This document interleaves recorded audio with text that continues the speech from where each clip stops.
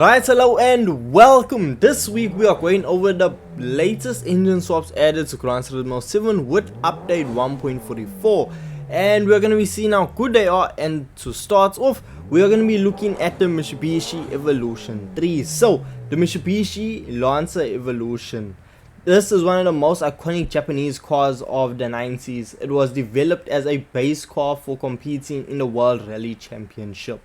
Now this is the third generation model, which is from 1995. The Evo 3 was most famously known as the vehicle that delivered Mitsubishi ace Tommy Mäkinen his first World Rally Driver's title. From the wide open mouth front bumper to the rear spoiler, everything on it was rally spec. Truly an evolutionary leap from the first and second generation Evo. It was faster and stronger than its predecessors, and what's more, the Evo 3 was designed to have an anti-lag system from the production stage. Yes, so thank the Evo 3, and that's why we are testing it out today.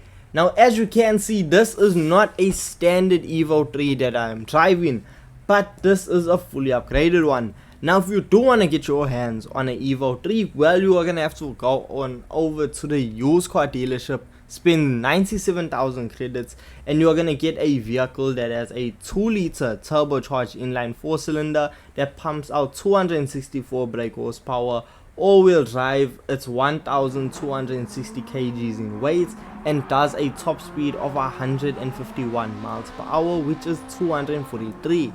Now as I said, I'm not driving that. No, mine is already fully upgraded, and it has a 2.2 liter turbocharged inline 4-cylinder that pushes out 549 brake horsepower. It has the all-wheel drive system. It's a lot lighter, coming in at 982 kgs, and just coming down Kyoto Driving Park straight away, you are able to do over 262 kilometers per hour, which isn't too shabby at all. No, this vehicle is an absolute delight to drive, and because it's an Evo, it's a delight to drive no matter the surface you're on. Yes, that's what I love about the Mitsubishi Evo 3, and well, all Evos in fact. Now the thing is, with the Evo 3, with it being max downforce racing softs, it's a fantastic little vehicle. It has the perfect amount of power. It's not too overly powerful. The vehicle doesn't really slide out. It has the perfect amount of grip.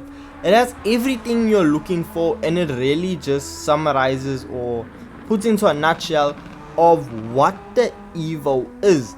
No real fancy tech, just all-wheel drive, 4-cylinder, turbocharged, and you are ready to go. It's so tailored, and it listens to all of your inputs, and it's so responsive and darty, and it does everything you want it to do with an absolute smile on its face.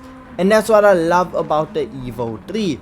And now we see that not only on road, because on road, yes, it is fantastic. Around Kyoto Driving Park, we see in this vehicle set lap times around the 1 minute 33.2 second mark.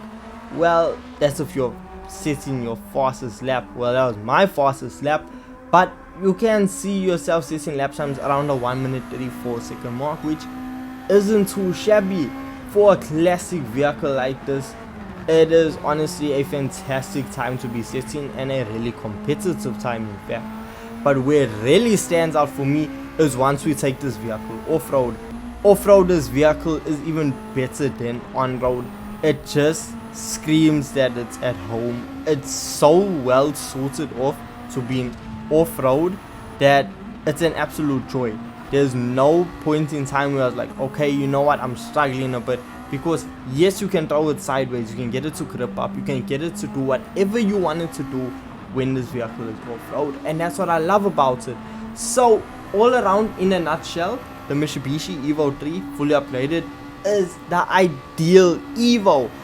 However, we can now improve it, because if we head on over to GT Auto, well, we can engine swap this vehicle, yes, but the engine from the Mitsubishi Evo Final Edition Group B Rally Car, yes, the official Group B Rally Car's engine can go into this vehicle, and for the cost of 325,000 credits, It's not the most expensive engine swap out there. Once you purchase the engine and you head on over to a tuning shop and add on a high RPM turbocharger, because that's about all you can really add on to this vehicle, and you are going to be left with 788 brake horsepower, and you actually bring the vehicle's weight down to 948 kgs. So yes, it's gonna be a real weapon, because already before this it was incredibly fast.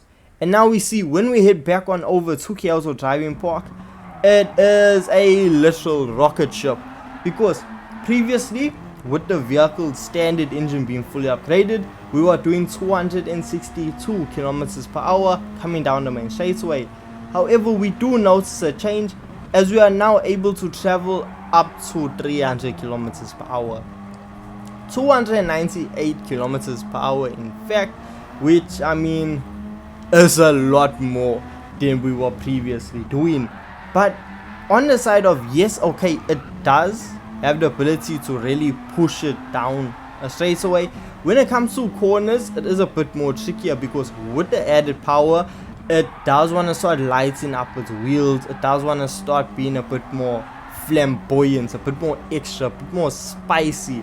Now I know a lot of people may complain about this, but I actually see no issue with it, because look, if you are able to actually get this vehicle to nail every single lap, well, firstly it's going to take quite a bit of skill, but if you do so, well, you're going to be setting lap times around the 1 minute 31 second mark, with my fastest lap time being a 1 minute 30.7, which is an extremely competitive lap time, and overall just fantastic. Now the ultimate drawback from this is, with it being so powerful, that when we actually take it off-road, we see that there's no chance of traction.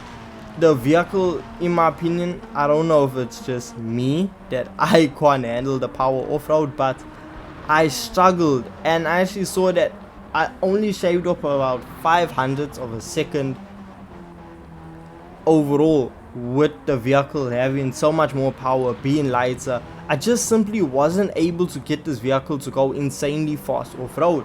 It didn't really make that big of an impact when using this vehicle off-road. So maybe that's just a personal, like a skill issue when it comes to a driver, but that's just my opinion.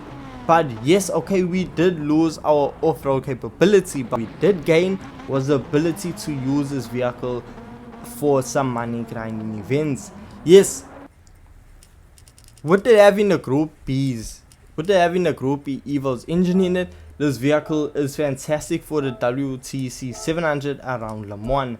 With this vehicle being on fuel map level 3, it is able to hit 320 kilometers per hour coming down the main straightaway, which is actually incorrect, because it can do more, but just because I had my gear ratios a bit too short, it was limiting at 320.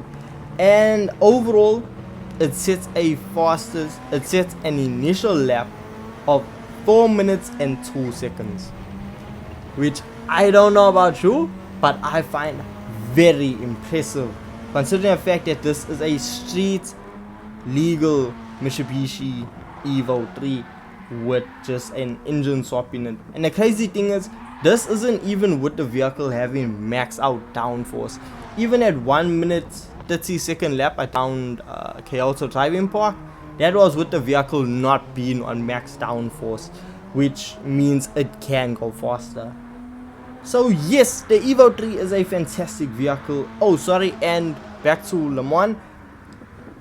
On fuel map level 3, it uses about 30% of fuel per lap, which means you are gonna get 3 laps of fuel before needing to refuel. So yes, 3 laps is not shabby at all. It sets really fast lap times, which means this is a viable candidate for the WTC 700. So if you want to switch up your rotation or just spice it up, the Evo 3 is the way to go. But hey, I want to hear your thoughts and opinions on the Evo 3. How are you feeling about this vehicle? Are you happy about it? Disappointed? Let me know in the comment section. But all I know is I will see you guys in the next Gran Turismo 7 video. Peace.